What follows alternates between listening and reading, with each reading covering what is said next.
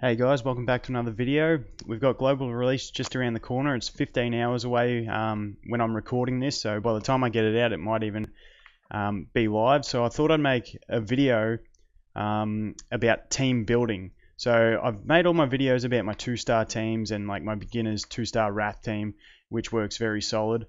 But I thought I'd go into more in depth in the team building process, because I know there'll be a lot of new players and everyone will be getting different nat 3s and 4s, and they'll all have different monsters that they want to put into the teams to make them work differently. So I thought I'd just get this one out there to show you the kind of things you think about, especially in early game when you're building your team. So the first thing I want to talk about is when you're in early game, the biggest thing that you want to think about is damage mitigation. You won't have great glyphs. Most of your monsters will still be 4-star by the time you go into the glyph dungeons. So they're going to be a lot more frail and slower. So the big thing you want to consider is damage mitigation. And that's why for most beginners, almost everyone who plays this game will use this water bird. It's a fantastic unit. The third skill gives your team a shield and slows down your enemies. Speed slow is a big thing, especially early game, because, as I said, your monsters aren't as fast. So if you can slow the enemy down, especially on a boss stage, they won't be attacking you as much, which is another form of mitigation because you're taking damage less often. Obviously, the 40% reduction from that shield's fantastic as well. Then you've also got the attack break. Attack break is another big thing early game. It's almost a must in your teams. Just to avoid getting one-shot by the boss, you reduce his attack, so you're taking less damage. It's all mitigation. It's fantastic. And also reduce the turn bar on this skill as well, which is amazing because it's another form of mitigation because it's taking him longer to attack you again. That's where the bird's fantastic. So the other thing you really want early game is the defense buff. So in my 2-star team, I use the wind golem. I've talked about him because he's got the defense buff on a 2-turn duration, 2-turn cooldown. Also the healing buff, which is handy because that gives you more sustain. But it's basically just you want the defense buff up as much as you can so you're taking less damage. He's also got the bonus effect of he has an attack bar reduction that he'll always target the Wrath boss with. So that's more mitigation in a way. Like I said, bosses taking less turns, you've got more time to heal up, all that sort of thing. And then for a healer, a common question is that I get asked all the time is, does this healer replace the water nymph? The way I see this game from what I've played so far, I could be wrong, is basically your first healer, it doesn't matter what it is, if you skill it up, most of them work alright. I just know the water nymph works, and I like the way the water nymph works because her heal with no skill ups is a 3-turn cooldown, whereas a lot of other healers you need skill ups to get that cooldown back. That's why I like the water nymph. She's very squishy, but the heal's handy. And then when we talk about mitigation as well, she has the AoE blind, which is obviously if you have a chance to receive no damage from the enemy, that's fantastic. But yeah, like I was saying, the way I see this game so far from what I've played is your first healer is the one you invest in to get you through early progression. It can be the water nymph. I know a lot of people like the water druid, and the water druid is good. The only issue with the water druid, she's fantastic because she has that defense buff, but it's not a proactive defense buff because she only uses that as the heal. So you've got no pre-buff of defense, but normally once you take that big hit, she'll have enough to top you off and then give you that defense buff. So she's another good one. She's got the second heal as well. So that's one that commonly gets asked. Another one is the fire nymph. In the long run, I like the fire nymph more, just because it has more utility when you start going into faster runs when you want to use attackers. Because she's got the attack buff with the attack bar boost, which is fantastic. Also usable in PvP as a attack bar booster with that attack buff. But for early game, I still kind of like the Water Muse more. She's just the elemental advantage against the Wrath boss and that sort of thing. But yeah, any healer you get, most of them will work.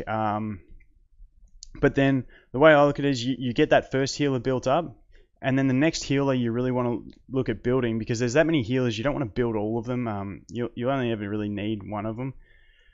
But the next one is the water tree, because the water tree is fantastic because it fills multiple roles. That's another thing you want to look at when you've got 3 and 4 star units, how many roles they fill. So the roles you want are damage mitigation, healing, and damage. And early game, it's all about poisons for damage. So this water tree, the third skill, it's crazy at max skill. So it's a 3-turn defense buff with a 2-turn poison mail. So he's got the defense buff, he's got the poisons, and then he's also got to regenerate. It's only 15%, but it's for 3 turns on a 4-turn cooldown. So it's a 75% uptime of the defense buff and of the heal. So he's sort of, if you get him very early, he might slow down the progression compared to what I use with the nymph and golem, just because you'll need a bit better glyphs on all your monsters, because sometimes you'll find that this guy will use his buff when there's one enemy left on the 4th stage of the dungeon, and then it's just too long before his heal's ready to save you. So he does make you need a bit better glyph requirement, but he's fantastic because he frees up a slot, because he basically replaces the nymph and the golem. So that gives you an extra spot for another poisoner to start making runs quicker. So with healers, take whatever healer you get first, you want to build, just start using them, and then the next one you really want to look for is the water tree. I wouldn't go building the water nymph, then something like the water fox, then the fire nymph. You just sort of wasting resources. Do one healer, and then my advice would be, if you get the water tree, then build the water tree, because he's fantastic for progressing. Then the next thing you want to look at is, I'm going through Wrath first because it's the one that you go through first because it's the easiest dungeon. But especially now that the boss only takes 5% damage from poisons, you really do need a beneficial effect block. So the Wind Unicorn is my favorite unit for this.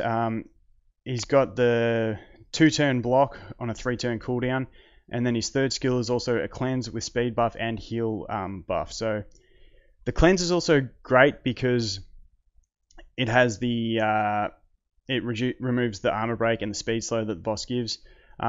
Another option is this guy, the Thunderstalker. I don't like him as much. I only used him because I didn't have the unicorn, but that's something that early game I think you need. Later game, not so much. So I'll show you guys the team I'm using for Wrath at the moment and give you an idea of the sort of thing. Once you get better glyphs, you can start thinking more about speed and less about the survivability. So when I do it, I'm using, this is my current team. So I've been lucky. I've got 3 good Nat 4s. So I know not everyone's going to have this, but just to give the thought process. So I have my Angel as my healer, because he's got a regenerate heal, but he also has the boost, the attack buff. He's got a good AoE damage. And then I've got my 2 poisoners in the Earth Felicor and the Fire Diva. The Wind Diva is fantastic because she stuns, reduces attack bars, and removes beneficial effects. But then I've got this Unicorn. So just to give you an idea of my process, I'm currently skilling up a Water Holy Sister, because she's basically a better version of the Unicorn once you're a bit later game. But basically for all other content, I think she's better than the Unicorn. But in early game doing Wrath, the Unicorn's better because you really need that beneficial block. So I'm skilling up a Water Sister to replace this guy, because I feel like I have enough damage and purges in this team that I don't need the beneficial block, because I can just overpower the boss. So that's the sort of thing, as you progress further, you can, and you have better glyphs as well, you can start dropping defensives for more offensives. But yeah, that's what that process is. The next thing you look at is your damage, which early game is poisons. So a 3-star unit that is fantastic is this Earth Felicor, because he does double poison, so he's making it twice as quick as anyone else. But very early game, like I said, when you're still on those fairly average glyphs, you're just starting to break into Wrath 10, I'd actually prefer, I haven't built him on this account yet, but the Earth Basilisk, I've got him max skilled on my second account, and he's a game changer. This second skill becomes a 2-turn stun, 2-turn cooldown. I've talked about it before. It's just great damage mitigation. So it basically allows him to fill 2 roles of damage mitigation and damage with the poisons. So once this is max skilled, you basically have 100% uptime of a stun on the null on the boss stage that armor breaks you, even through progressing through levels 8, 9, and so on, where 8 and 9 has an attack buff from that null. It's still damage mitigation because he's not getting that attack buff. And then he's also got the AoE poison, which skills up to a 4-turn cooldown. And if you get lucky on his evolve skill, it can turn into giving himself a self speed buff for 1 turn when he uses it. So he is my favorite poisoner for early game. Like I said, the Earth Falcor you'll eventually use if you build it, but for that first stage, because he has that extra mitigation, I actually like him more than any other poisoner to use. Maybe Fire Diva I'd use instead if you get her, but yeah, he's just got that extra something that the others lack, which also gives you the option of putting in a second damage dealer as well, because you might be able to, as your glyphs get a bit better, drop another one of your damage mitigators for another poisoner. So people often ask about, there's like the Firebird, the Water Falcor as well. They're both great units, but like I said, early progression, he is definitely my favorite, but more so than even the Earth Falcor, even though once you've got a little bit better glyphs, the Earth Falcor is much better, just for speed, because you end up wanting speed for runs. So that's that sort of process of thinking is, I need a healer, I need damage mitigation, I need poison. Once my glyphs are better, I need less mitigation and I need more damage because I want my runs to be faster. So I've said this in a couple of my videos, but the 3 monsters you really want to keep an eye out, the 3 stars, are that Water Holy Sister, the Earth Falcor, and the big one for me early game, if you can get him, is the Water Tree, just because he's so efficient at filling 3 roles. And he's only a 3-star, so he's obtainable. I know a lot of people don't have him. He's not easy to get, but he's not a nat 4, so he's not that hard. And if you get him and max skill him, he will speed up your runs. Same with the Earth Falcor, and then the Water Holy Sister as well. And when I talked about early game needing that beneficial block, if you have the 3 of those, that's when I talk about you've almost got enough poison power to overpower the boss and not need that that beneficial block, because the Water Holy Sister reduces the cooldowns on your abilities. So between your tree and your Falcor, you'll keep poisoning enough, and your tree can also burst those poisons for extra damage, and you'll have enough power to overpower the boss. So that's when I would say drop the Unicorn, use the Holy Sister, because it's all a team composition thing. Once you've got all the pieces to that puzzle, you can then use it and it works fine. Another thing for team building ideas, when I looked at the benefit dungeon, for instance, you look at what you need to be able to pass the benefit dungeon, and what you need is to be able to survive the boss. That boss hits like a truck, and for me in my first team, what I decided was I want to control who that boss hits. So I used my Wind Golem, got him super tanky, and I like the Wind Golem for this role because, once again, his self-defense buff. So because he buffs himself with that defense, it doesn't wear off quick. So he can basically just tank hits all day. You can build him on 6 tank glyphs, being defense and HP, and he'll be fine all day. So what I did was him with 4 water monsters. So I knew when I got to that boss stage, the boss was always going to attack the golem, and the golem was going to be able to take it.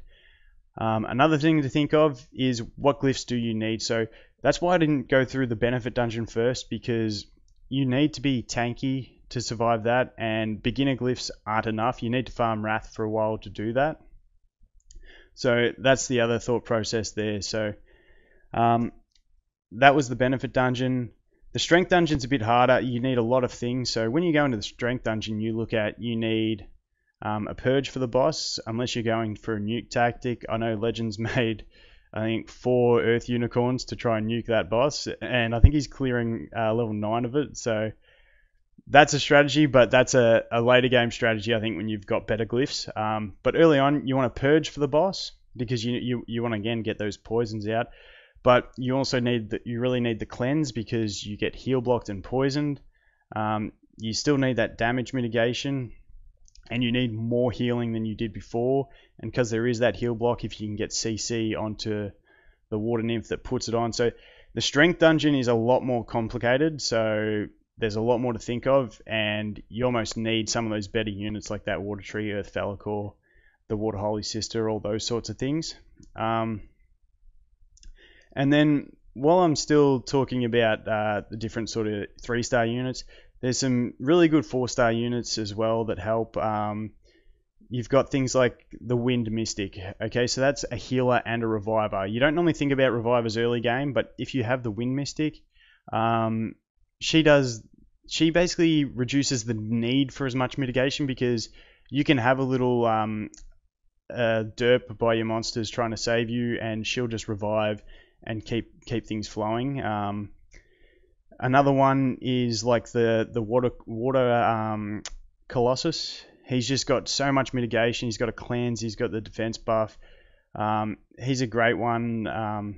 There's more of them. I can't go through them all, but things like this Earth Justicar, he's fantastic as well. He's got the attack bar increase, attack buff. He's a bit more late game, but then he's also got the heal, and he's got all extra damage. So especially 4 stars, you start finding a lot of monsters that do multiple things, which really speed up runs in the end. But yeah, that's pretty much it. I just wanted to give you guys an idea of what do you look for when you're building your team, because like I said, a lot of questions I get is what are replacements for monsters in the 2-star team that I've shown.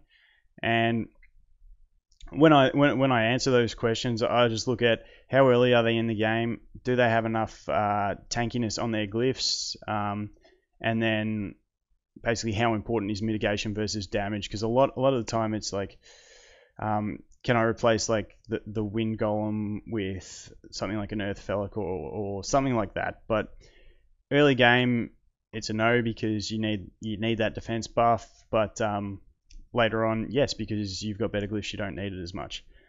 But super excited. We've got the global launch, like I said, just around the corner. It's pretty much here by the time I upload this video. So I hope everyone else is getting excited. I'll probably be trying to stream this weekend to go along with it. And yeah, that's about it for this video, guys. I hope this helped you with your team building process, and I'll look forward to seeing you guys in the next video. Cheers.